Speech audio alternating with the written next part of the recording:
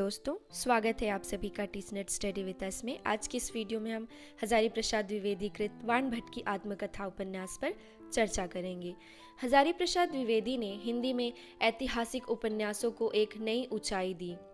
वाण भट्ट की आत्मकथा ऐतिहासिक पृष्ठभूमि पर आधारित होने पर भी मूलतः कल्पना एवं लोक श्रुति से प्राप्त प्रसंगों के संयोजन से लिखी गई रचना है, जो 6ठी-7वीं शताब्दी की कथा है। आगे बढ़ने से पहले टीचनेट स्टडी विद अस को सब्सक्राइब करना मत भूलिएगा।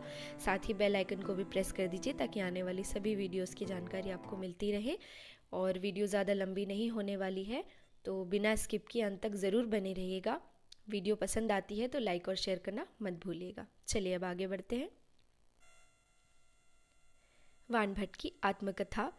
प्रकाशन वर्ष है 1946, राजकमल प्रकाशन, दिल्ली। नवीन प्रकाशन 1 सितंबर 2010।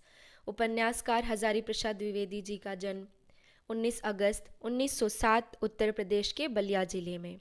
मृत्यु 19 मई 1979।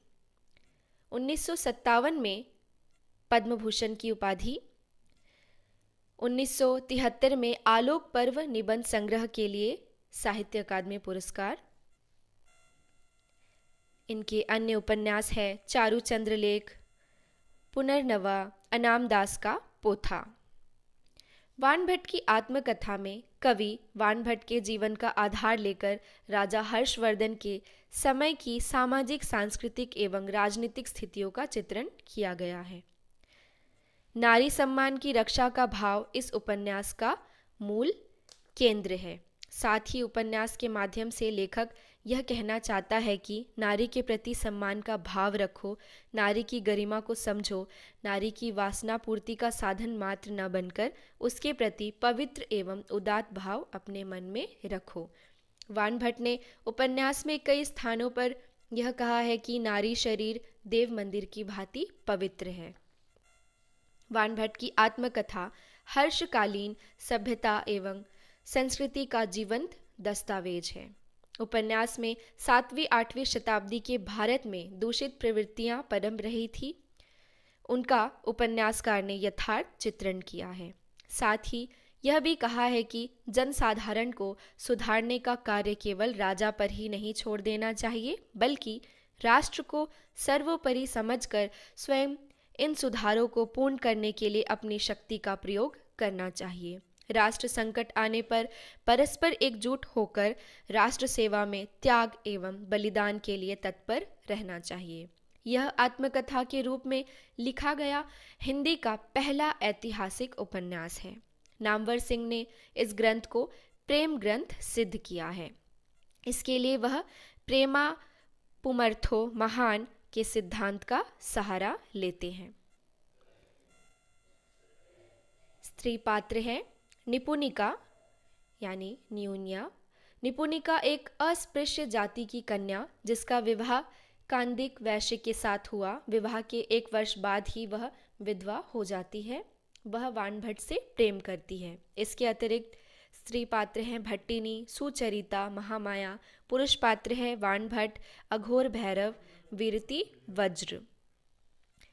जैसा कि हम पहले ही बात कर चुके हैं, वाण भट्ट की आत्मकथा में 7वीं सदी के भारत की राजनीतिक स्थिति का निरूपण हुआ है। उस समय उत्तर भारत पर हूणों का आक्रमण हुआ था और कोई भी बड़ी शक्ति प्रतिरोध कर सकने में सक्षम नहीं थी। स्थानेश्वर का शासक हर्षवर्धन था और वाण भट्ट उन्हीं का दरबारी कवि था। रमेश कुंतल मेघ ने भौगोलिक यात्राओं के आधार पर उपन्यास के कथानक को 5 चरणों में बांटा है, जिस पर हम अभी चर्चा करने वाले हैं।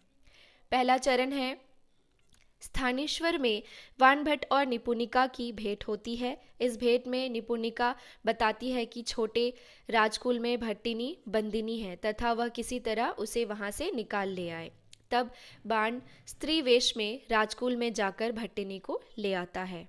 दूसरे चरण में कई लोगों की सलाह लेकर वाण भट्ट भट्टिनी और निपुणिका को गंगा में नौका द्वारा मगध की ओर प्रस्थान करता है।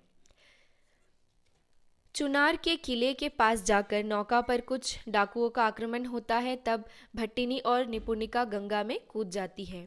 बाण दोनों को बचा लेता है। बाद में तीनों लोरिक देव नामक अभीर सामंत के घर आवास का वर्णन द्वितीय चरण में हुआ है। तीसरे चरण में दोनों को सामंत के यहाँ छोड़कर वह हर्षवर्धन के दरबार में आता है और अपनी प्रतिभा कौशल के भरोसे वह हर्ष के दरबार में राजकवि हो जाता है। बाद में बाण द्वारा भट्टिनी को स्थानेश्वर आमंत्रित करना तथा भट्टिनी का स्वतंत्र रानी की तरह रहना आदि का वर्णन तीसरे चरण में हुआ है। चौथे चरण में हमें यह दिखाई देने लगता है कि भट्टिनी कोई मामूली महिला नहीं है, बल्कि यह आर्यवर्त की यानी भारतवर्ष की रक्षिता शक्ति है तथा इसी के कारण भारतवर्ष को रक्षा इसी के द्वारा हो सकती है, दूसरा और कोई विकल्प नहीं है। पांचवें चरण में वाणभट्ट भट्टिनी और निपुणिका का पुनः स्थानेश्वर जाना तथा हर्ष के दरबार में पुनः एक बार रत्नावली नाटक का मंचन होना।